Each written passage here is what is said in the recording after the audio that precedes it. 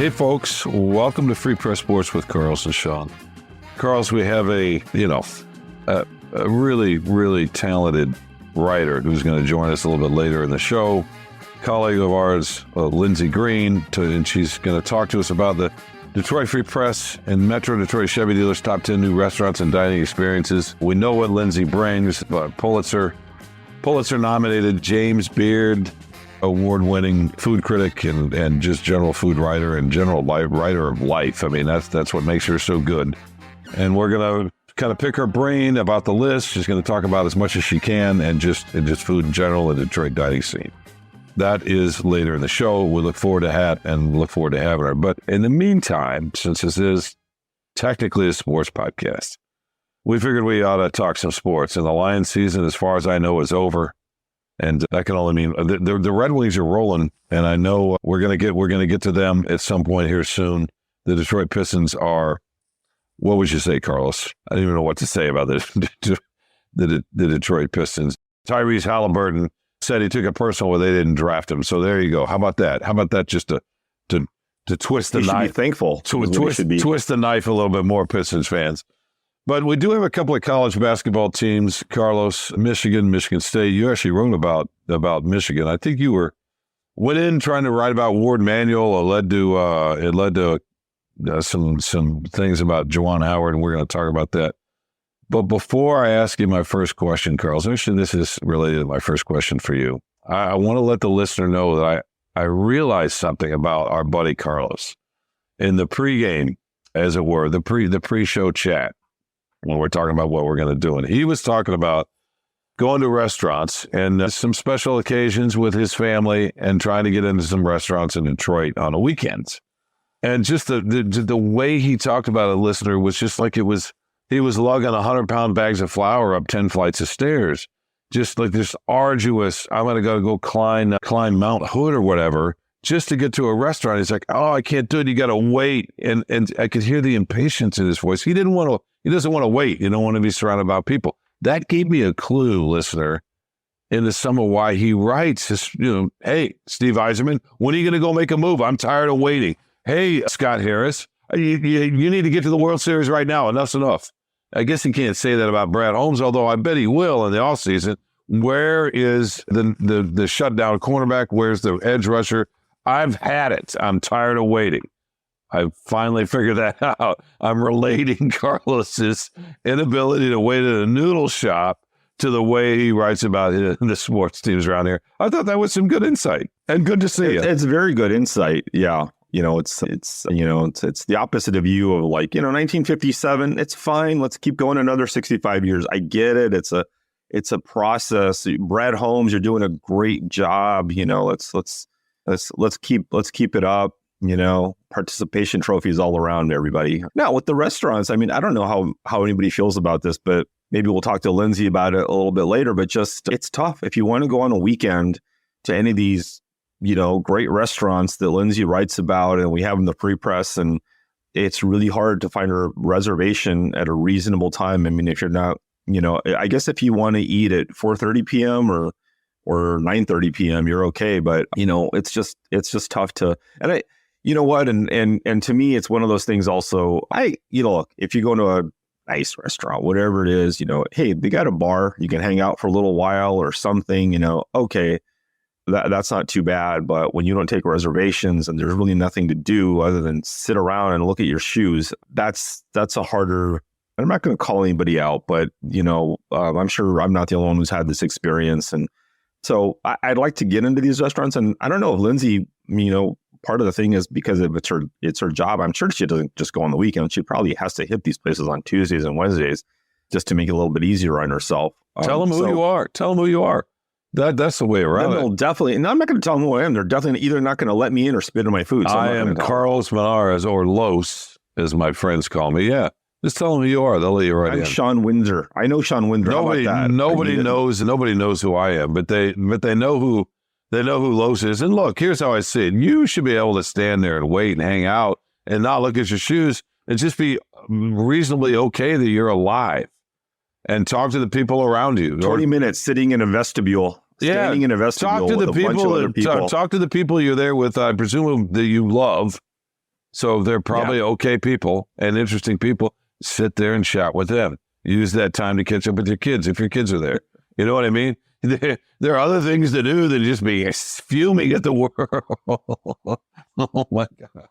That's funny. I'm not fuming. I just don't go to these places, or we just do takeout. I mean, that's what the world has really become, is like just takeout world, you know? I know. Well, I shouldn't be one to talk. I don't really go out.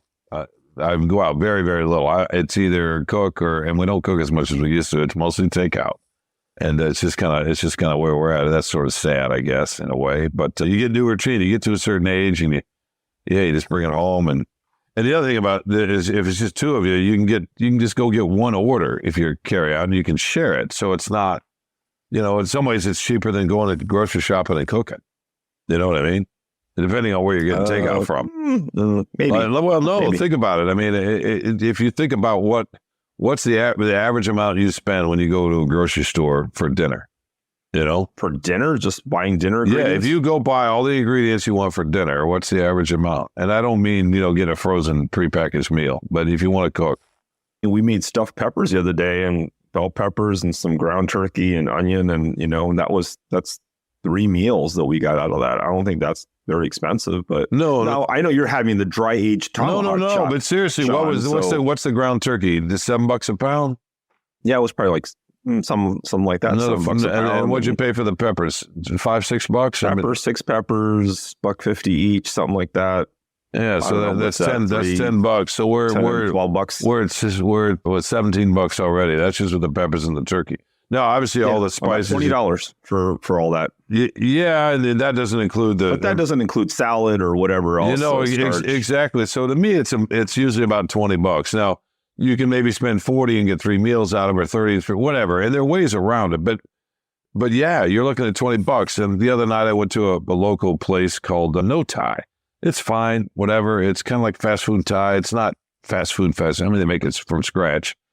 And I got an entree and a couple of little spring rolls. It was $19, and that fed both of us. And that's a lot. So that's how I look at it, because you don't think about what you're spending at a grocery store. It's hard to go get dinner at a grocery store for less than 19. I mean, you can do it. You can do it, but you're talking I mean, that was just one serving though for you, right? I mean, just that. There's the usually Thai food and the whatever. Yeah, and then you usually get a lunch out of it too. Okay. So well, then you have to break that down into 2 meals. So if you're cooking, I mean, I don't know how you are, but when we cook, we almost never cook just for a one-time meal because it's such a pain in the butt to cook. It's got to be at least 2 meals. Well, we do in the winter. We do that more. We make a meal. Like you make a pot of spaghetti. The other night, we made a pot of turkey chili, whatever, and that lasts for a while. And that could also be there for the kids if they stop by.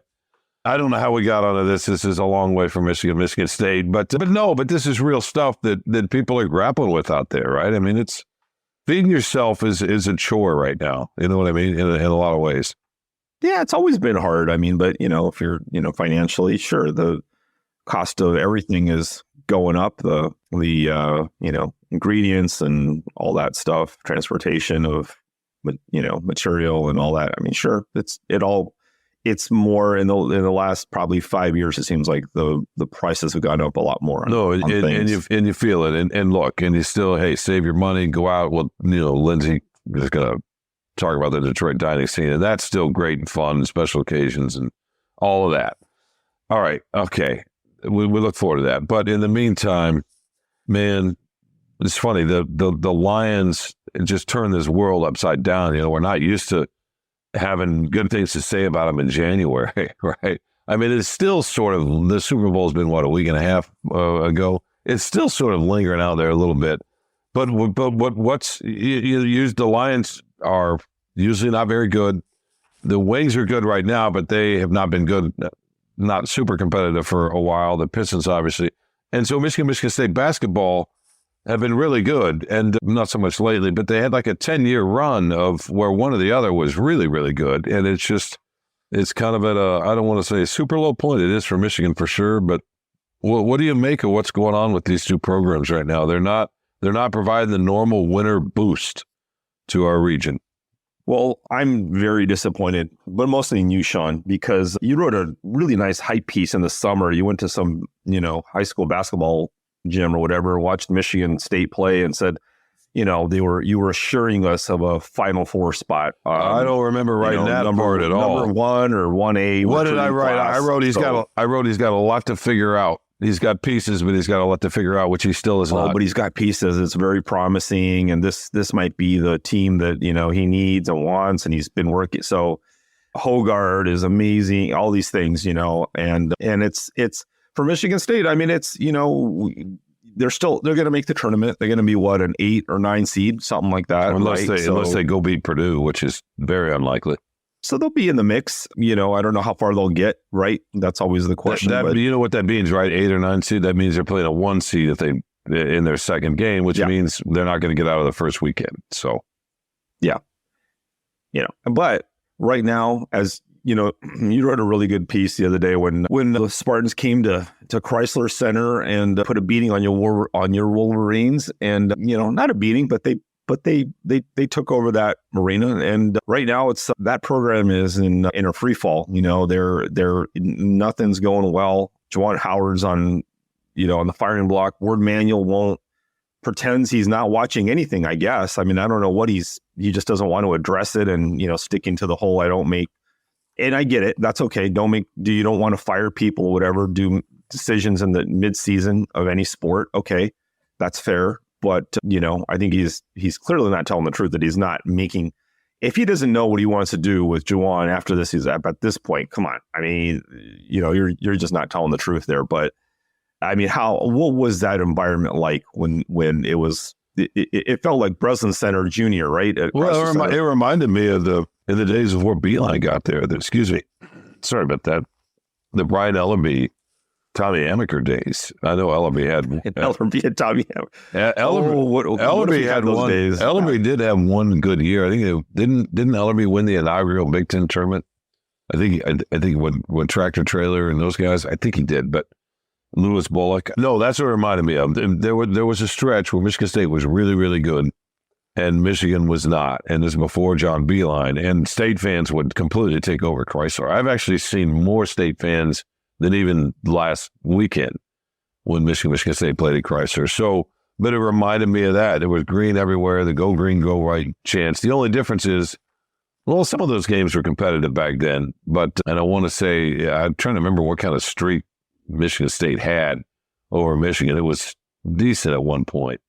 So yeah, and the thing about it is this is not a vintage Izzo team. I mean, this is not, he's got issues, as you can see by the way they play and their record. And it's funny because State fans they're starting to be more and more State fans that are ready for Izzo to go. I don't think that's the majority. It's hard to know that without a scientific poll. And even then, it's still social science. It's not a hard facts, but they're down and frustrated, and part of it's the context. But let's talk about the context here, and let's stay with Juwan Howard, because in a vacuum, a second 2 bad years in a row, when you've had 3 pretty good ones, one really good one, doesn't necessarily get you fired outside of Kentucky, Indiana, maybe Kansas, right? It doesn't get you fired at a football school, even a football school with a rich history in basketball, which is what Michigan has, right? In that vacuum, I don't think it's just the losing last year and this year. This year is on a pace to lose as much as maybe they ever have, but I still don't think it's just that. I think there are a few other factors, and I'm curious what you think. I think part of it is Juwan Howard's incident when he slapped the coach in Wisconsin. I don't think the screaming match with Mark Turgeon and the Maryland's coach at the time at the Big Ten tournament, I don't know that one lingers, but the one at Wisconsin does. And then earlier this year, the whatever happened with John Sanderson, the strength and conditioning coach, who was really highly regarded and who was Beeline's guy for a long time. And I've always enjoyed talking to him. I think those two things, combined the fact that he's got one guy in his recruiting class next year. So it's not to losing as much 2 years as much as who's coming in and can he build? I think he's a good coach, but is he a program builder? I mean, right? That's the issue. And I think that's why people want him gone, because they don't think he's going to be able to do this. Like, hey, if we give you more time, I mean, he recruited, he had 2 lottery picks last year out of the draft, but you can't necessarily win just that way. So I'm curious. Do you think it's just this losing, or do you think there's the sense that, hey, where's this headed? Yeah, I don't think you can. I mean, that's a good point. If you look at the program holistically, right? Everything, the recruiting, the way he carries himself, the way he, represents the university, these outbursts, these whatever it is, conflagrations with, in-house, out-house, like with other coaches. It's just, I think if you were just winning and winning and winning, nobody would care. I mean, I'm not going to say he's Bobby Knight, but in that vein, right? Somebody who's charged up and emotional, whatever it might be, passionate, that goes with it sometimes in college basketball and in coaching in college. But, you put it all together and it's just not a good look, and they're going to miss the tournament for the second straight year. He's out of Beeline's guys. So this is his program, out right now. So I just don't see how you can feel good about this and what gives you, any kind of hope for continuing and getting this better. And, he's got a pretty reasonable buyout. He's got 2 years left, but he's got a buyout after this year for $3 million, I think. And, it really is just time to move on. I mean, you brought it up, the health issues with the heart issues, and maybe he just needs a reset. Maybe he needs to, move on, and it just doesn't, it's not like they're the worst team in the Big Ten, but this whole, I as a basketball thing, I mean, the frustrating part of the Michigan season is that they're okay for the first half, even into the second half a little bit, and then they just fall apart. They've got some talent. I mean, they whipped Wisconsin a couple of weeks ago, right? No, Wisconsin has been struggling, but still, Wisconsin's a good team, and they beat them. They handled them, actually. I thought they outplayed Michigan State for a lot of the night last weekend. They've got some talent. I saw part of the fan base was upset that he, played zone down the stretch of that game, because they were trying to come back. Well, here's the thing. This is sort of Howard in a nutshell. And fans were frustrated. He wasn't showing more passion and emotion from the, and that is part of it too, right? It's when you're losing, all of a sudden everything you do is under such scrutiny that you can say, well, you should be this and you should be doing this or acting this way or not acting that way. And he zoned up for the last, 2.5, 3 minutes of that game. Well, Michigan State didn't score for the last 3 minutes, maybe until a free throw with a few seconds. I can't remember. But so the zone worked. So his call, and I don't know if it was assistant telling him or whatever, but his decision to do that worked. They just couldn't score. So 7 minutes. The last 7 minutes, they couldn't score. They couldn't score the last 7 minutes, and he switched his defense up the last 3, and there were some complaints about, I can't believe you're trying to go man and speed him up, get turnovers. Well, they stopped. Michigan State didn't score either at that point. And so that was the right coaching move. It's just that they can't score.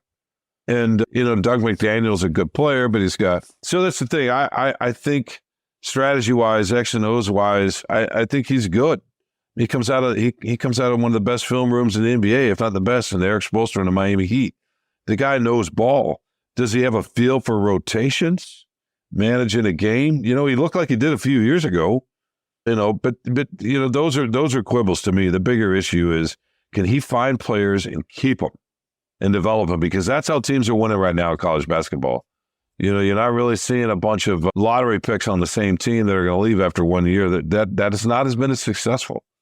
I mean, the team that he won with the last time he got to this is crazy. He got to the Sweet 16 2 years ago. He had Eli Brooks. That was Beeline's kid or Beeline's guy. It was a fifth-year senior and a guard. But the rest of that team was his. And, you're starting to develop. He had Hunter Dickinson. You hear him complain, Carlos, after the Illinois loss, that he thanked Illinois because of Terrence Brown or Shannon Brown, Terrence Brown. I'm mixing it. Who had committed to Michigan, but they couldn't get in because of weird academics. And then they also had Caleb Love, the transfer, I want to say from North Carolina, who was going to come and couldn't get in for the same reasons. Some people, if you want to defend Howard, you can say, well, if Michigan lets those two guys in, does Dickinson leave? Maybe he does because Kansas offered so much more NIL money. That's another issue. Maybe Howard can build a program, but not here.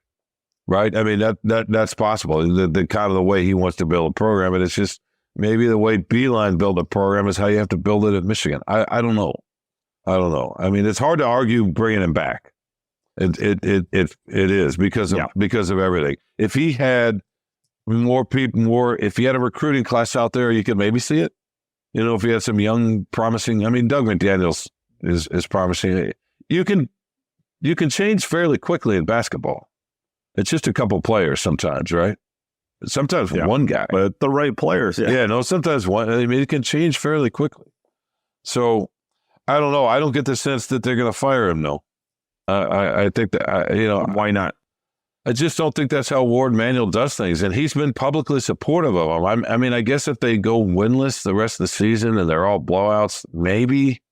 I just don't get the sense that's what Michigan's going to do. I mean, maybe he's thinking he had luck with Harbaugh. Harbaugh obviously had a resume before he got to Ann Arbor in a way that Howard does not.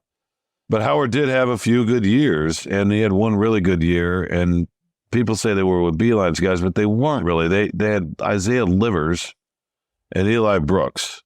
And he got Franz Wagner. He recruited Franz Wagner. I know Beeline was after him, but he hit big. I mean, they had Dickinson in the middle, and he hit big in the portal with Shawnee Brown and Mike Smith, who was their point guard. So that was more his team than Beeline's team, and they were really good. And I remember some of the players at the time, Carl's talking about how they felt liberated with Howard and how he understood him in a different way, and they played their butt off for him. So it's hard to know what happened. Maybe Ward Manuel Carlos is thinking if Howard can get healthy and sort of reset and use that word earlier, maybe he gives him one more chance. I don't know. He sure wasn't at Kentucky, right? Yeah, I mean, it's if you want to endure, here's the problem: is right now it's so bad, right? And what happens if you're Ward Manuel and you don't make decisions, you don't fire people in the middle of the season? What if next season is just as bad or worse? What do you do then? You got to go through a whole nother season. You got to go through one of the worst seasons in a long time for Michigan basketball. And then you got to maybe do a replay of that. I mean, if you think the fans are howling now, the alumni, the donors, all that, and you're gonna go through a whole nother season of this. Now, if there was some clear insight of like, oh, help is on the way, we're getting this person, whatever. Or if it had been a thing where something extraordinary had happened where, you lost a, for sure lottery pick or two or something, right? Like this is going to change. We know this is changing. This is an anomaly, but it's been 2 years of not good. And now you're going to go into a third possible straight year of it. And it's going to be the whole year for sure. Now, yeah, if you want to look at it as generously as possible, like, yeah, maybe things change. Maybe he gets, lucky in the portal, gets a better class, right? Maybe he gets lucky in the portal. He uses the portal and he gets the right people, and maybe some NIL money comes down from the heavens and whatever, and he's able to turn it around. But you also have to look at, look at the best possible situation. Do you really see Michigan, like you said, you're one or two players away usually, right? But do you really see this dramatic turnaround? Do you see that? Do you see the possibility of that? Or do you see more likely the continuation of the same? And what's not going to change is Juwan Howard himself. He's still going to be scrappy. He's still going to have, probably not the most controlled person, and it's okay if you want to live with that. If you're Ward Manuel, like, hey, he's a passionate dude and takes on people and, other coaches and his own staff and whatever, if you're okay with that, then you're okay with that, I suppose. Only Ward Manuel knows. Yeah, it just depends. I mean, to me, the bigger question is they went 10 years without making the tournament. That wasn't that long ago. Now, Beeline came and was obviously great. Got him in 2 title games. We won 3 or 4 Big Ten titles. A couple of the tournaments, the Big Ten title tournaments, Big Ten tournaments. Sorry. So he sort of reestablished a standard. Actually, you could argue he set a standard that nobody had ever done over that course for that long. I mean, they obviously had success before Beeline. They won a national championship.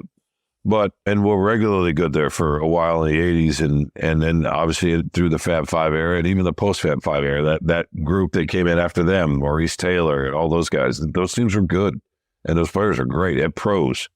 But they went into this 10-year desert, this wilderness, and it happens. And so my question is, did Beilein change the DNA? Did he change it chemically at the cellular level? Okay, we got to have this basketball program. Or was he just, this was great, this was fun, while we were scuffling with the football program? I mean, so to me, at the highest places, with the donors, the alums, and at the top of the university, what matters? How much does it matter to them? I mean, to me, that's the question about whether Howard will be back. Is it? Well, because it wasn't that long ago. They went 10 years without making the tournament. Right. Under two different coaches, three different coaches. Ellerby and Amaker. Yeah. And Amaker was here for a while. First year, they didn't make it. Yeah, right. Yeah. Amaker was here for a while without making the tournament, I mean, right. So you're going to fire a coach at this place for 2 years, not making the tournament? I mean, that's why I say it can't just be these 2 years, right? It's got to be where it looks like it's going, and his temper. Well, also the thing too that's a little bit different is, it's a football school, and the football program is coming off a lot of success, and you can't help but just measure. It's probably not fair, but you measure one against the other. Of look at what we're doing at football. Look at what's happened. Look at how we've done this, and let's not forget that. I mean, Juwan Howard, Amaker was somewhat of a high profile, hire. Very. Juwan Howard's different. He was Krzyzewski's protege. He was supposed to be his first great coach, right? People felt like that was a great get when that happened. I remember that well. And by the way, the last time they won a title is about the last time the basketball team started tanking. So it was similar. They won the title in '97, and that was kind of the beginning of the downfall of the basketball program. It's like a teeter-totter. Yeah.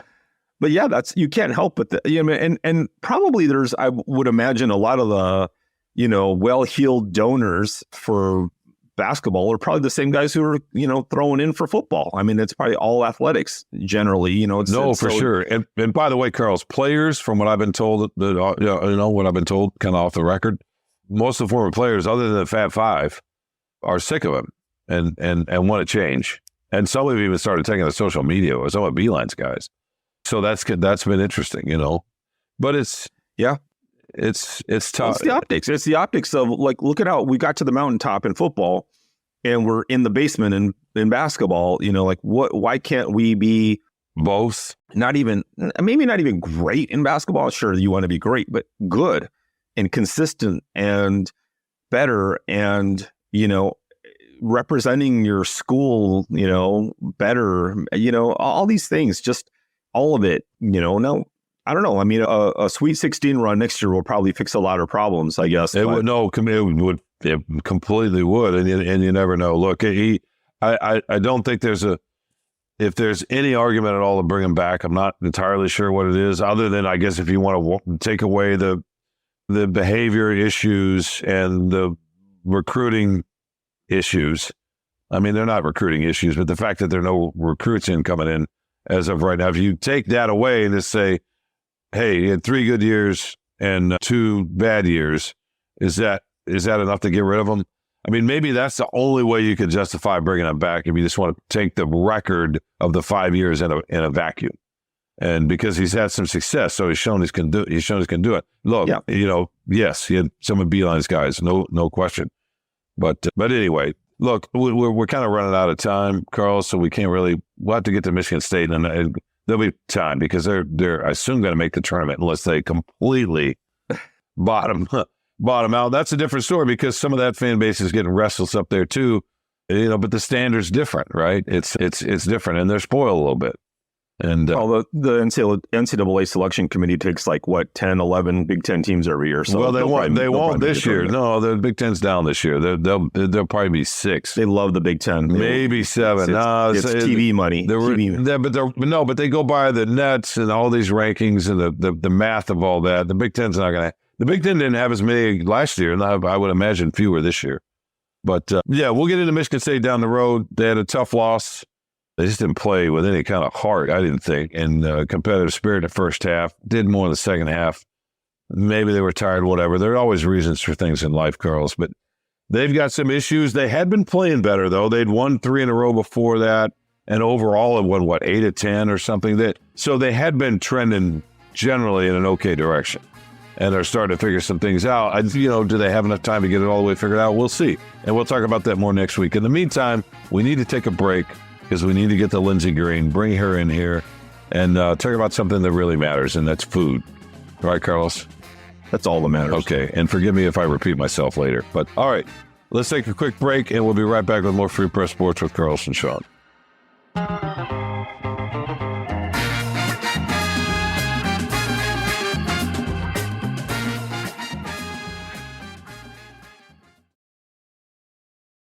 Welcome back to Free Press Sports with Carlos and Sean. Carlos, it's time we welcome in somebody with a little bit more esteem, or if you prefer prestige, that's fine. Talent, whatever you want to say. We need to class this podcast up, and I think we have the perfect guest to do it. Our own Lindsey Green, James Beard, award-nominated Pulitzer Prize finalist. I mean, I don't even know what to say after that, but I'm going to keep going. She's here, Carlos, to talk about the Detroit Free Press and Metro Chevy Dealers top 10 new restaurants and dining experiences, which launches March 5th, or if you want to get technical, the week of March 3rd. You choose. In any case, let's get Lindsey Green in here, Carlos, and talk about something that people actually care about, and that's food. Welcome, Lindsey. Hello. Thanks for joining us. Thank you. Thanks for that intro. I need you guys with me everywhere I go.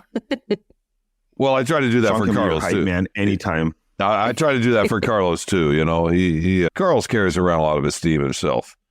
So look, I know you can't tell us. I wish you could, but I know you can't tell us what these restaurants are, what these dining experiences are, and maybe you can tell us what a Chevy is. But but can you give us maybe some hints, or can you talk around a little bit about what we have to look forward to next month? Yeah, I mean, I can tell you kind of just what the theme is this year. So it's actually kind of an exciting year. So this is 10 years of the top 10 program. So back in 2014, we ran our first top 10 list. I think previously Sylvia Rector, former restaurant critic, she had been doing a top 10 or something similar, but the restaurants hadn't been ranked, which was, just kind of a way to kind of celebrate, 10 new restaurants as the scene started growing. And then officially in 2014, they started ranking them. So from 1 to 10, number 1 being the best restaurant dining experience in town, they kicked that off. And so we've been doing that now for 10 years. We are in 2024 now. So this is our 10th list. And so this year is sort of just honoring that kind of legacy, kind of just building upon what we've done for the past decade, which is really exciting and really cool and really interesting to see how the package has kind of evolved over the past 10 years with the way the dining scene has kind of evolved over the past 10 years.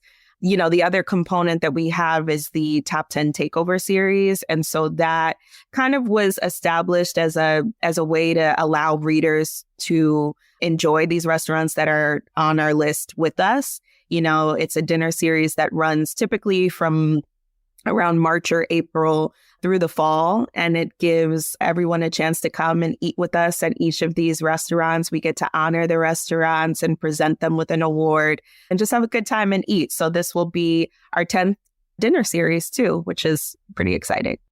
I have a question. It's just, there's so many restaurants, right? It's just, and just even reading it in the Free Press, it's just this like tsunami of information. I don't know if do they lock you in a room and make you just work from like the minute that this one's over till next year? Because it's just this flood of wonderful writing and reviewing. But what goes into like whittling that down and coming up with the top new restaurant? What who the top new restaurant is. You won't tell us, even though we've threatened you and begged you. But how do you make that? How do you get to the number 1 spot? What goes into that? What went into that this year for your selection? Yeah, so the process is really a year-long process. I'm eating out at least 3 times a week, sometimes more, often more. By the way, Weekends. I'm sorry, I have to stop you just right there.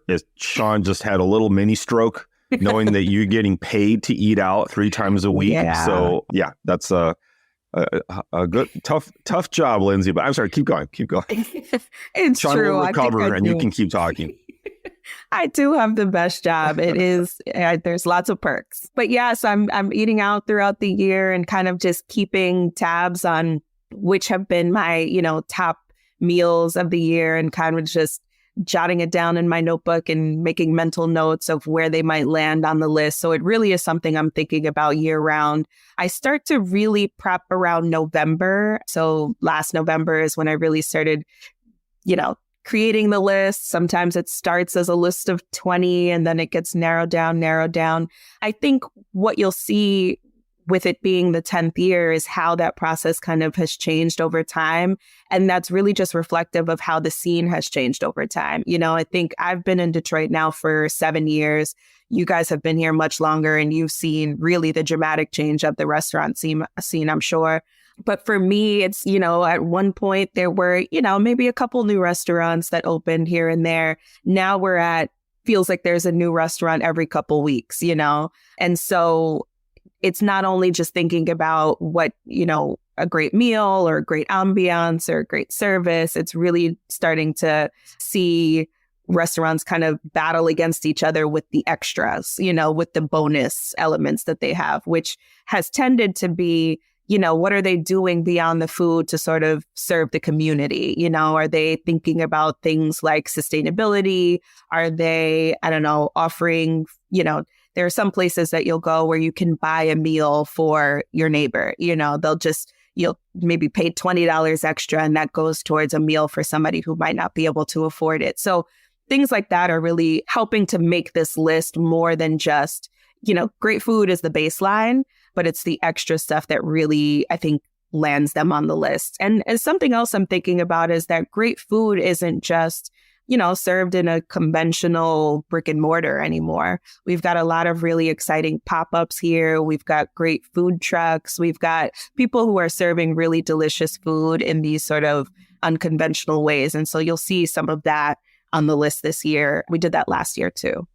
That's really interesting to think about how the restaurants are trying to, I guess, differentiate themselves.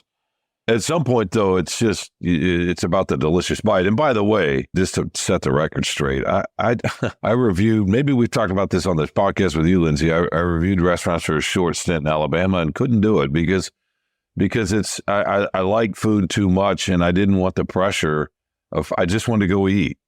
And I didn't want the pressure of having to write about it. I know I've heard sports writers talk about that before, that it's ruined their fandom and they miss just being a sports fan. I don't feel that with sports so much, but I did with food. So I don't know. Maybe interesting. Yeah, maybe for Carlos, because he grew up a huge fan of a couple of several teams in Los Angeles, and he can still be that fan and write about Detroit sports. So he's kind of got the best of both, right? right, Carlos. Yeah.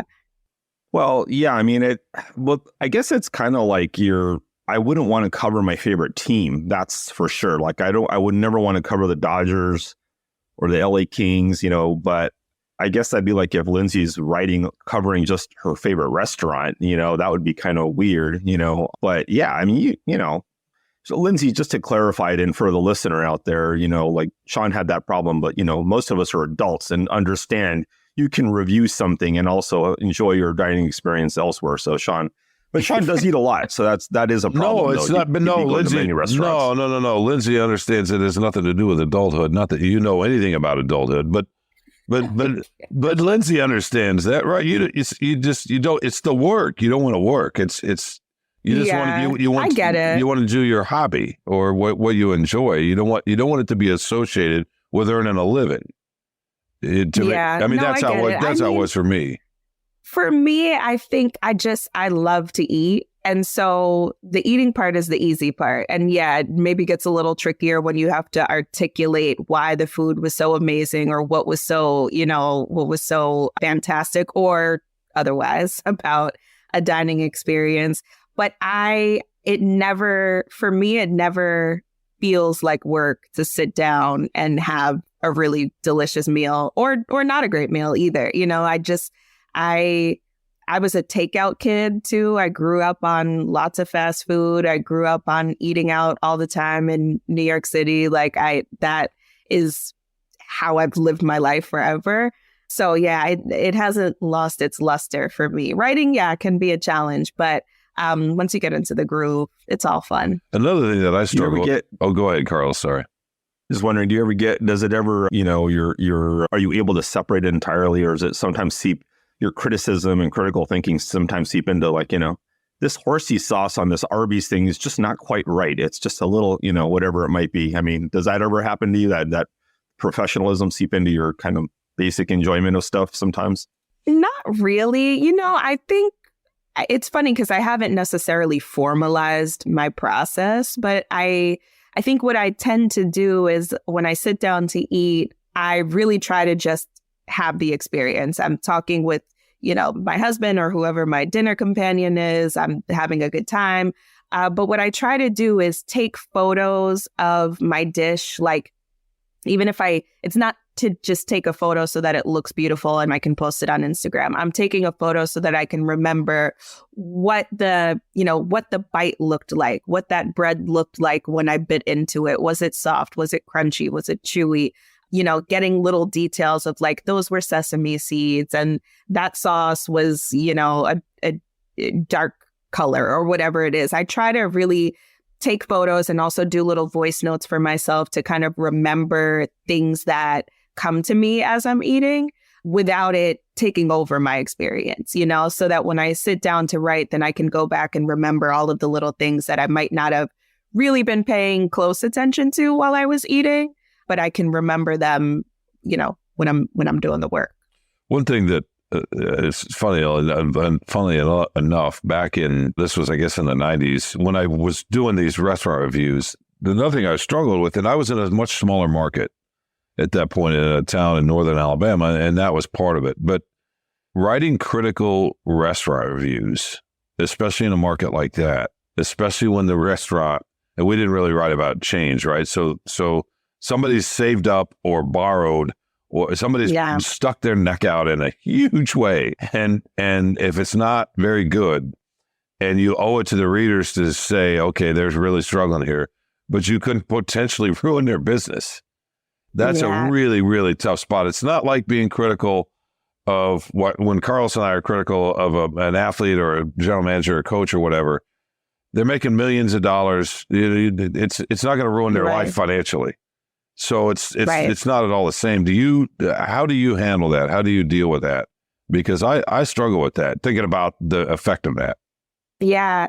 I mean, I haven't written too many critical reviews. There have been a couple where I've, either completely just, shared a negative experience, or in some where I try to keep it balanced and, kind of celebrate what they do well, but also don't ignore the things that they could work on. But that is something I do think about. I think about what's the word I'm looking for? I just weigh out what this could do to the business. I think about how big a business is, how small it is, whether they've got other properties, which would kind of say, they're doing okay. I think about, for the reader, what do they need to know? Really, that's sort of at the center of it. What do they need to know? Where is their money going? And if their money is not going to something that I think is really worth the investment, I think it is important to be honest and to share that with them, because, I do feel it's interesting. You kind of walk a fine line of definitely being in service of the reader, but as a member of this community and at the Detroit Free Press, I think we are very much in support of business owners, at least I feel like I am. I do want to acknowledge that I'm not trying to ruin their businesses, but hopefully I'm there to kind of make them better. And if they can take some of my advice and some of my feedback into consideration and use that to improve their businesses, hopefully in some ways I helped. Sounds good. Yeah, that sounds like the right kind of goal to have for the job, I would say.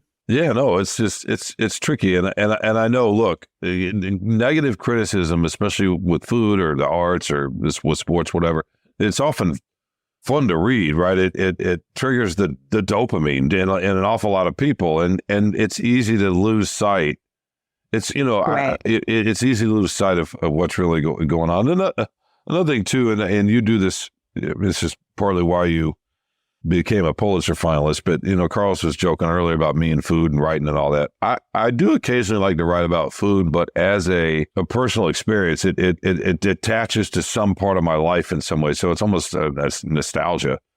In fact, I've got a piece in the back of my head that has to do with homemade noodles and a little farm town in Illinois that's tied into my father and childhood and separation and the pain of all that, right? So I'm happy to write about food when it's like that, but I feel like some of that you try to get at that, maybe not that exact thing, but that comes through in your writing and your work. And do you think about that? That food is almost like music, is a marker of your life and associations in your life.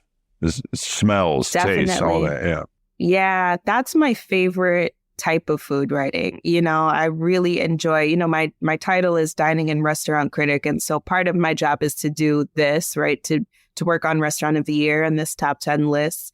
But the other part of my job is really just talking about food and all of the ways that it shows up in our lives in this city. And that's my favorite part of the job. I really enjoy being able to share, not even just share my own personal stories about food and my connections to, culture and things like that, but to share other people's stories and how food shows up in their lives. I really do love kind of covering food as this connector. That's what food is. It's this way to connect all of us in some form. And a lot of that shows up in these personal memories and cultural stories and traditions and even religions. I really do enjoy that part of the job. That's my favorite. It's funny. There's some point when I'm working on Restaurant of the Year when my editor, Khalil, turns to me and is like, I can't wait for us to be done with this part so you could get to the good stuff. And I agree. There's always a part when it's like, okay, I'm ready to pack this up, present it to the world. It's a lot of fun to talk about restaurants, but there are always these other ideas that I'm, jotting down in my notebook and can't wait to tackle those. Well, let me ask you about the, selection this year is, without giving away too much, what were some of the surprises that you had, whether they were, positive things that you hadn't seen before, trends, whatever it is, or even some disappointments that you thought, might have missed the mark here or there? That's actually a good question. I have to be honest and say that I was a little nervous earlier last year in putting this list together because, I think coming out of the pandemic, I was really excited about the restaurants that we saw back in, what would that be? That would have been my first list in 2022. I was really excited about those because it felt like those were projects that had been in the works for a really long time and had opportunities to sort of, unfortunately, they had to, pause opening their restaurants. But once they were able to open, it seemed like a lot of thought had been really put into them and a lot of heart and soul that went into those restaurants. And I felt really excited about where we were headed back then. I think we were also in the middle of this really difficult time where restaurants were thinking about, paying their staffs, living wages and thinking about ways to kind of make the hospitality industry better. And I was hopeful that would continue, not just past COVID, but really forever, longer term. And I was a little concerned over this past year that we might have lost sight of that.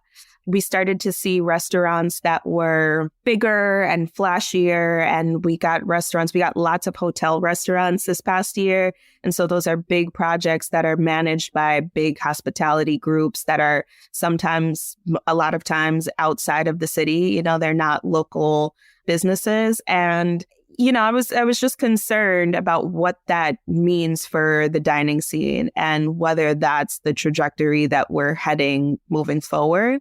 And I think, I think we came to a place where I think we're getting back on track. I think that we're getting to a place where we are starting to see a lot of really creative projects that are coming in 2024. I think we're seeing that those hotel restaurants are needed as the city starts to grow and become this tourist attraction. You guys saw it with sports this year and with the Lions and with the draft coming up. Like, we are becoming a destination, I think, in large part to sports. And so we need these hotel restaurants and these big projects.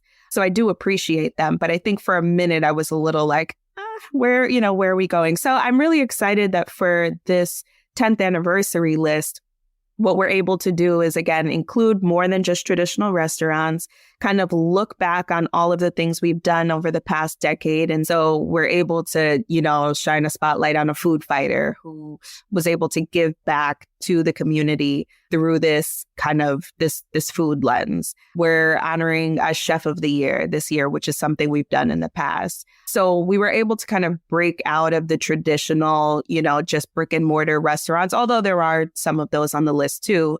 But we're getting some other ways of, I think, shouting out the excellence that's on the scene that you might not expect in a traditional list. Sorry, I'm distracted. I just noticed on my window, and this has nothing to do with food, that FedEx is here delivering a package for a credential and parking pass. And as we record here on Wednesday, this credential and parking pass is for a game that's already happened.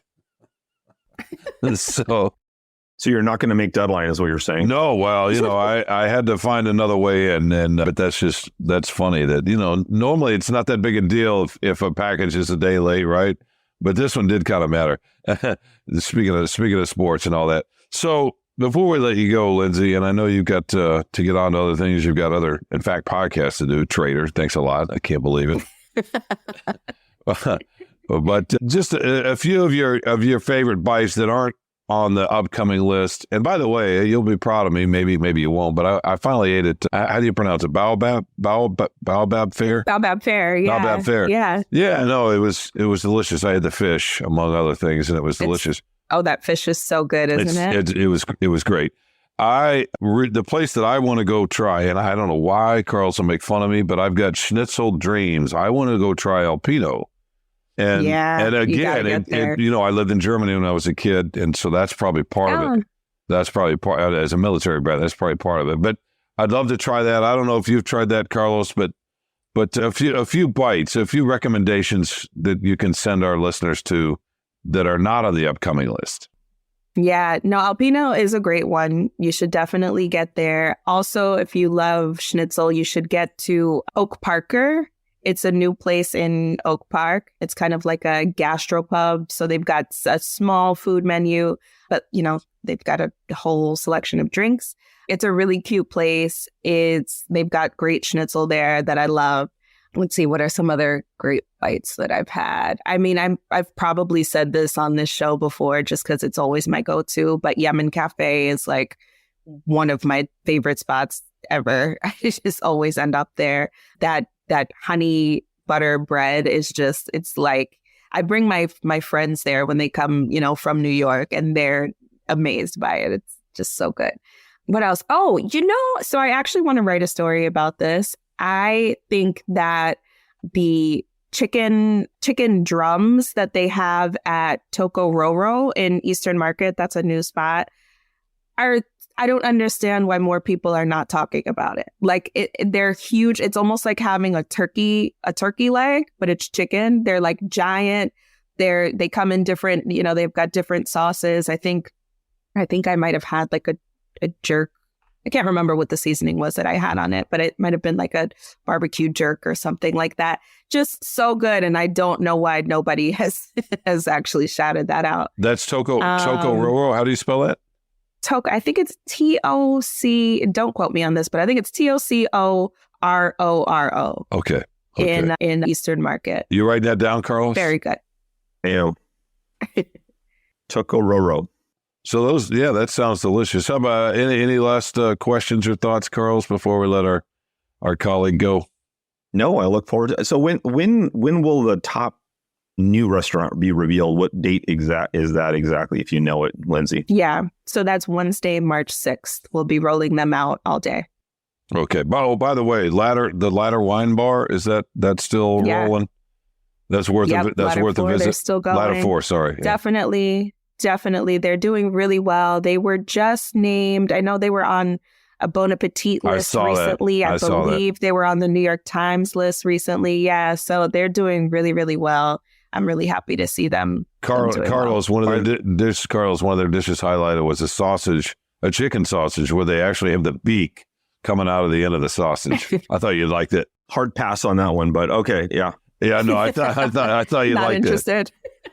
I will say, if since we're all friends here, Lindsay, do us a solid, and when we know the top restaurant, let Sean and I know, because we won't be able to get into that restaurant. And it's, that's my one beef. My one beef is it's impossible to get reservations to these places on the weekends. I mean, if you want to eat on a Wednesday, sure, any table you want. But after like Thursday, even Thursday sometimes, it was my wife's birthday recently. Her birthday's around Valentine's Day, so it's the double whammy. Forget it, 2 weeks either side of her birthday, but weekends.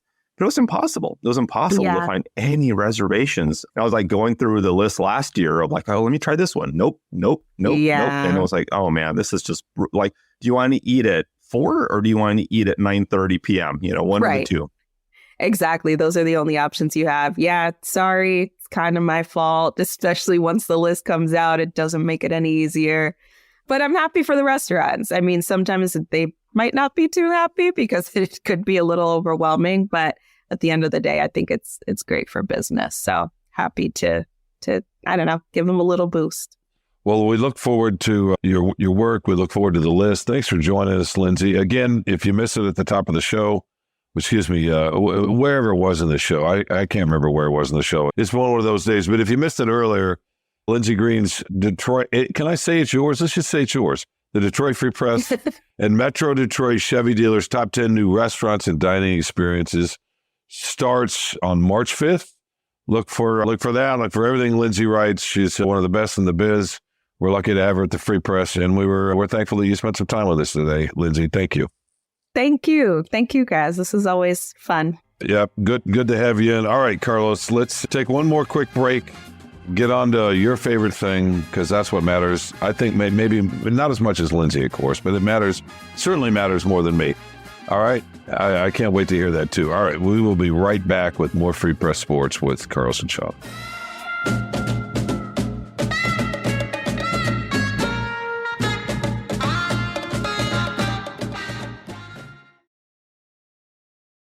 Welcome back to Free Press Sports with Carlos and Sean. It's that time of the show. Hard to come off a Pulitzer Prize and James Byrd to our silliness here, but I do love your favorite thing, and reluctantly, I will give you one. I don't remember if I said how much I enjoyed that we ate it In-N-Out a few weeks back for the NFC title game. That was my favorite thing for the month, so we could just say that could be my favorite thing. That's going to last a while. That was a great memory, late night, eating at a place of your childhood. It's nostalgic for you. That was great, and forgive me if I did say that was my favorite thing. If I didn't, that's going to be my favorite thing for a while. But since we have to come up with something fresh, my favorite thing is I was trying to write this ridiculous, silly pop culture column about Taylor Swift and the Super Bowl numbers and how it was the most watched Super Bowl ever and the most watched program in American history since the moon landing, the second most watched. And what that said and all that, I'm like, who am I? I don't have anything to offer. I'm just the putz. And I'm working through that. And I had to fill a hole, though, and I'd been thinking about something else. I'd been thinking about the Tigers and about Scott Harris and Hinch and the way they were talking about the team in comparison to how Al Avila talked about the team a few years ago, last time I was out in spring training, actually, and where that led to. And then I realized, okay, what I'm writing is basically undoing what Carlos did. And that really needs to be my job. And it's a good job. It's a great job. I'm lucky to have that job. And that was my favorite thing is interpreting for reality. You know what I mean? Just, hey, we can just have the counter arguments. And that's great, that it's okay for a coach or a general manager to say, hey, this is my realistic view of the team right now. And, we're not afraid to talk about winning, which I think AJ did say. But that's not going to ruin your summer. And you have enough nuance in you. So, no. But anyway. Your favorite thing was your column. My favorite thing was remembering and realizing my ultimate job here is to, be on the other side of the seesaw with you. That's the best way to do it. It's what we're meant to do. And plus then it helps me toss out garbage. I had no business writing about the lunar landing and Taylor Swift. Well, I mean, what was I going to add? Nothing. Yeah, it was, hey, a Super Bowl. Let's keep the Lions. You know what? But your salvation is near because we have, Dave Burkett's first mock draft came out. I saw that. Good for him. I saw that. We got what the combine coming up pretty soon, and then the draft and all that. So somebody said the other day, the second most popular sport in America is the NFL offseason, and that might be true. At this point where you see the NBA numbers, the baseball numbers have tanked, hockey's a niche sport. I mean, that actually might be true, Carlos. Yeah, no, for sure. It's a niche sport, except it's a hockey town here. But, original 6 team, who cares? They're going to make the playoffs. Okay. No, but you're right. Absolutely. The NFL is a perfect league because it's designed itself over time to matter. Every month of the year, it matters in some way. There's something going on. It's crazy. Yeah. So, no, but my favorite thing, was watching, not having to wait at a restaurant. That was your favorite thing. And if that ever happens, yes. But my favorite thing was watching your favorite sport, second favorite sport was women's college basketball, Sean. And I'm disappointed you weren't there, actually. Tennis. But when Caitlin Clark broke the women's college basketball career scoring record against your, Michigan women's Wolverines, few days ago, that was a really cool moment. I was really glad to see it. She's an amazing player. She hit it with a 40-foot 3-pointer. I mean, it was insane. And it was just a really nice moment for the sport. It doesn't get enough attention probably, but just seeing how, they called a timeout shortly after that and, celebrated on the court a little bit. And it was just a cool thing to be able to see that moment. And then I think based off of Clark's, popularity, I think the women's tournament, it's in Minneapolis, the Big Ten, it's already sold out, I want to say. And I don't know if that's happened before, but that's just a really cool moment for the sport. And I hopefully that we're going to see more of this kind of stuff, the women getting their due and now with NIL money. I mean, I think that I saw some article that it might be better for her to stay in college and she'd get more money in NIL than she would go into the WNBA or whatever. So, that might be a new avenue for women to pursue in college sports where they're definitely not, the highlight, athletes compared to men's basketball and football. But it was a cool moment. I was glad I watched it and it was inspiring. So that was my favorite thing. No, that is cool. I missed that. I had something else going on. I don't remember what it was. It may have been a high school game. I've been to a decent amount of them lately, although that's about to end, and that'll be my favorite thing for another day, right? We can't always make it that. In any case, Carlos, I love being on the other side of the seesaw with you. That's the key. Hopefully it'll take us to retirement. Yeah, another 15, 20, 30 years we'll be done. Yeah, another 20, 30 years. Yeah, that's a good one, Carlos. You are funny though, Your humor comes through in your columns, your grace, your humanity, Joie de vivre. Yeah. No, and in your mug, you're just kind of everybody's friend there, looking out from the pages or the screens. Really, these days, that's where it is. It's it's nice. I'm not going to say anything about your physical appearance because hey, we don't objectify in this podcast. We don't. It's your handsomeness has nothing to do with anything. Right. And you don't control that anyway. I mean, I guess you could work out and so forth, but those are beyond our, those things are, they come from some implants and yeah, that's true. That's true. You can control your appearance. Come on. A little bit. I mean, I guess, you can shave. God, I what to talk about this in some other podcast, but I went to a sporting event unshaven for the first time. Maybe I've done it before. I couldn't remember. And I felt a little bit like my dad would be watching down, disapproving. But I just ran out of time. I had such a busy day, one thing after the next, and didn't have time to shave before I went to the Michigan State Iowa game. I thought, my pops is not happy, right? he's a military guy, right? So, but in any case, the dog is barking. I'm going to tell that to our listeners. Carlos is messaging me that the dog is barking, so he's on mute. You guys probably like that? No, we don't want to do that. All right. While the dog is barking, let me wrap up the show, and thank y'all for listening. And we want to thank Carlos. Can you thank anybody or no? Or are you just going to stay on mute the rest of this way? You're going to stay on mute the rest of the way? All right. Well, let's thank our producer, Robin Chan. Let's thank Kirkland Crawford, the sports editor, Anjanette Delgado, who runs a lot of things at the Free Press, and she's an editor that's very important. How about that? Nicole Avery Nichols, she's the boss. We're going to thank her. You can find us wherever you find your favorite podcast. Hopefully one of yours. Obviously, Spotify, Apple. The important thing is to subscribe, rate us, let us know what you think, and mostly keep listening. Carlos is tending to his dog. I mean, you never know what's going to happen in this podcast. Somebody's going to go mute because there's a little doggy barking and making a lot of noise, and that's why we like it. Life's unpredictable. Hopefully this podcast is a little bit too from time to time. Thanks again to Lindsey Green for making time. Make sure you read her stuff next month, and we will be back next week. We'll talk to you soon.